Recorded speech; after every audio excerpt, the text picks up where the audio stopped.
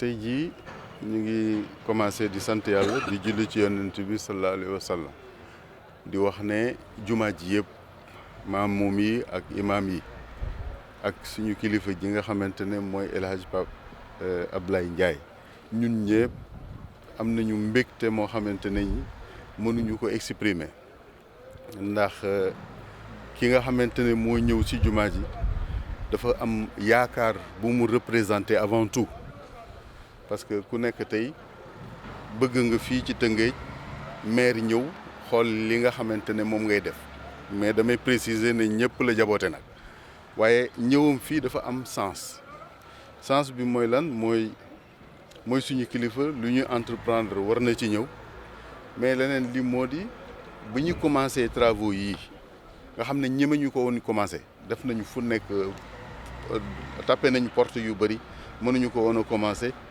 dañu jël décision ne li ñu am ci ay moyens dañ koy investir pour commencer fu mu yem ñu xam ne foofu la yem moom mu ñëw nekk suñu gan nekk kilifa dëkk bi rassuré ñu ba pare yëkkati lu toll ni 20 millions je me rappelle encore des chiffres ne ñu dinaa leen ko accompagner mu xool bor boo xamante ne bii moo fi nekkoon mairie bi ameloon ko jumaa ji mu avancé 5 millions mu des 5 millions te loolu yëpp day wan engagement bi mu am ci Tëngéej wax na sànq ki doon présenté jumaa ji wax na sànq ne jumaa ji patrimoine la wax na dëgg fi mu nekk nii tey bëgguma affaire par parlo mais jumaa boo mën a jullee tey jumaa bii moo ëpp tuyaaba moo ëpp yool au point de vue de la charia.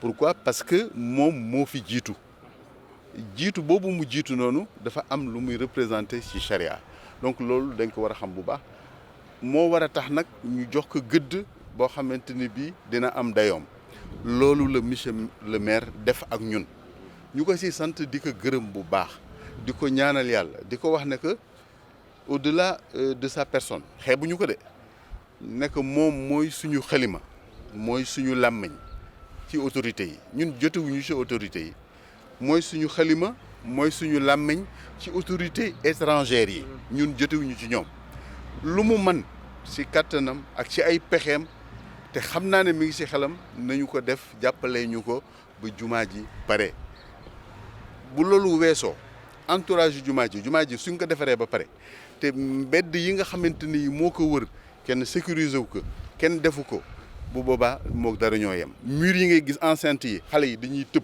di ñëw fii di fubal si fii si biir jumaa ji loolu mooy suñu sainteté ak nu mu tudd suñu croyance si la xale yi di fubal te loolu xam nga ne jaaduwul donc liggéey bi noonu la toll si yaatuwaay ñu ngi koy ñaan gannaaw buñ ko santé remercier que ñaanal ko yàlla si biir te chaque vendredi ñu ñaanal ko parce que ñiy contribuer yëpp dañ leen di ñaanal chaque vendredi ñu koy ñaan mu dolli accompagnage bi pour que ñu mën a yegg fi nga xamante ne ñi foofu lañ jëm. Que nous sommes fiers aujourd'hui de recevoir notre maire ici dans sa grande mosquée, dans notre grande mosquée, dans la grande mosquée de Rufisque. C'est l'ancienne grande mosquée. Par conséquent, monsieur le maire se doit de lui donner, par exemple, une certaine grandeur, une certaine importance. Et c'est ce qu'il a toujours fait. Je me rappelle encore le jour où nous posions la première pierre, où il avait donné son engagement. Son engagement consistait à vouloir donner 20 millions à la grande mosquée et nous restituer une partie de ce que la mairie nous devait. C'est ce qu'il a fait. Et ce qui nous permet aujourd'hui de réaliser les travaux que vous voyez.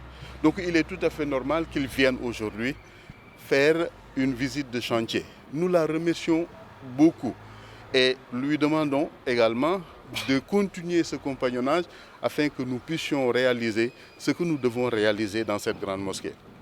Je disais tantôt que réaliser les travaux au sein de la mosquée, c'est très bien, mais aussi la sécuriser aussi est importante. Vous avez des rues connexes qui sont, par exemple, mitoyennes à la grande mosquée. Si, par exemple, ces rues-là ne sont pas bien faites, ça ne servira à absolument rien.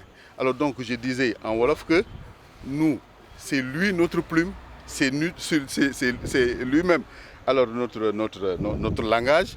Donc, nous lui demandons, aussi bien au plan interne, c'est-à-dire vis-à-vis des autorités, qu'à l'étranger, qu'il puisse, par exemple, actionner un certain nombre de leviers afin qu'on nous permette justement de finir assez tôt donc les travaux de la mosquée. Je tiens à préciser simplement que dans quelques mois, il va pleuvoir et s'il pleut et que nous ne terminons pas les travaux, nous allons prier dehors et cela ne sera pas bien pour nous. Donc, monsieur le maire, franchement, nous vous remercions, mais nous formulons nous tous des prières pour que Allah subhanahu wa ta'ala vous accompagne. Je vous disais il y a quelques jours que aussi bien les personnes que les institutions passent quelquefois des moments difficiles. Cela est tout à fait normal, mais Inch'Allah ta'ala, nous osons espérer que d'ici quelques temps, Inch'Allah, vous verrez le bout du tunnel et Inch'Allah, l'ensemble des problèmes de la mairie et des nôtres aussi seront Inch'Allah réglés. Voilà ce que je voulais dire, je vous remercie. Merci. Bismillahirrahmanirrahim. Di sant sunu borom bu baax a baax tey moom mbégte la am dëgg bi ñuy teg posé première pierre bi donte ko am fit la mais doon naa ni waaw ñun sumb nañ dara wante comme d'habitude rek ba dénkaan lépp suñu borom tey moom imam vraiment bëgg naa di am bés bu ne bés bu mel nii imaamu grande mosquée de Keur Youssouf dañ koy dégg ci samay intervention yëpp bu ñu nee Tëngéej ville d'histoire ak de culture la Tëngéej patrimoine la dafa grande mosquée bi daf ci bokk moo tax ñuy wax loolu grande mosquée bi daf ci bokk bind nañ ko wax nañ ko dama daan wax te samay wax sax ne grande mosquée Keur Youssouf réhabilité ko moderniser ko defaraat ko ba mu ak patrimoine bi mu mel pour Sénégal gépp nga koy defal parce que damay taseeg ñu bari biir Sénégal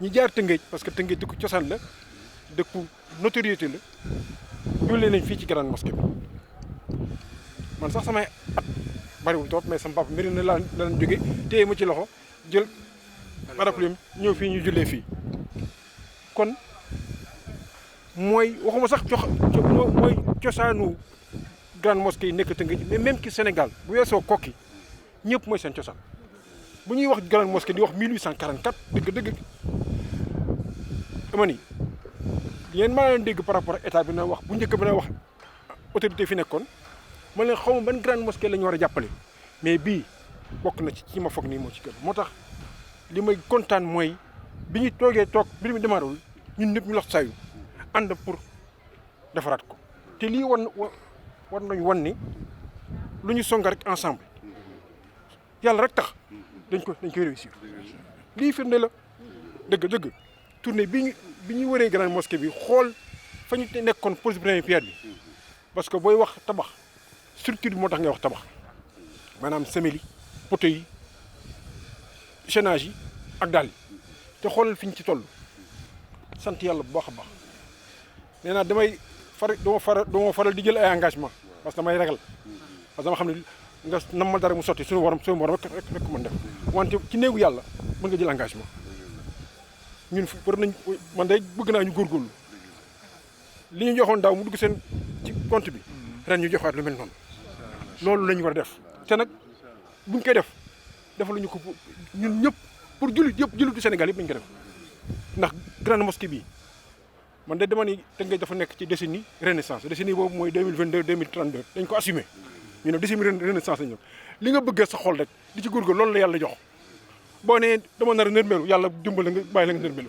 mais boo bëggee taxaw parce que ñun Tëngéej mu nekk décennie renaissance et au cœur de la renaissance figurera cette grande mosquée là nañ góorgóorlu ren ñu joxwaat 15 millions mën nañ ko am na fi man lu difficulté ko am bu ñu góorgóorlu wootee li ñu defoon bëri passé ren mën nañ joxwaat loolu ba déwén ci yàlla ñu ñaan yàlla aussi gunge ñu mën na ne man day vraiment mbégte laa am bi ma ñëwee xool chantier bi ma xam ni fii daal moom la ñu namoon yëpp suñu borom mu ñuy dimbale ñu ngi ciy dem kon dañuy wan ni kontaan nañ trop au nom de toute la ville de Rufisque ndax su ma ñëwee rek jàppale ni waa Tëngéej ñëw na ak bureau municipal bi ñëw naa ak chef de service secrétaire général bi ñëpp ñëw nañ ñu ñëw def visite de chantier fekk fi donc imam Ablaye moom tout le temps moom dañuy waxtaan xam nga comme mooy dox suñu diggante tout le temps yow toujours da nga may encouragé imam Faye aussi ñoom ñëpp dañuy am nañ yaakaar ci li ñu war a def ci grande mosquée bi yàlla dimbali ñu egg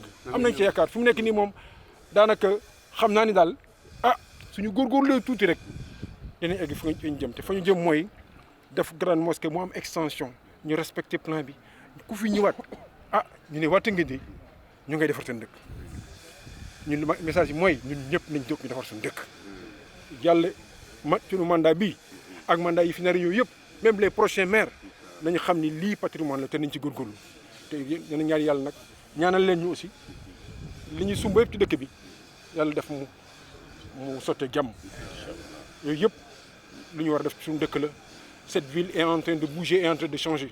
Inch'Allah, dans 2 ans, on aura une autre ville de Rufisque, c'est sûr. Je rends grâce à Allah parce que qu'on soit témoin de cet événement, c'est déjà extraordinaire. Parce que, il y en a qui nous ont quittés. Allah nous a permis aujourd'hui d'être encore présents ici et de constater de visu l'évolution de ce chantier. Une évolution très rassurante. Très rassurante. Quand il y a dans une extension, on voit que la structure est quasi achevée. La structure, pour ceux qui savent construire, c'est l'essentiel d'un ouvrage de génie civil. Les semelles, les poteaux, les chaînages. Et on va s'acheminer vers les dalles.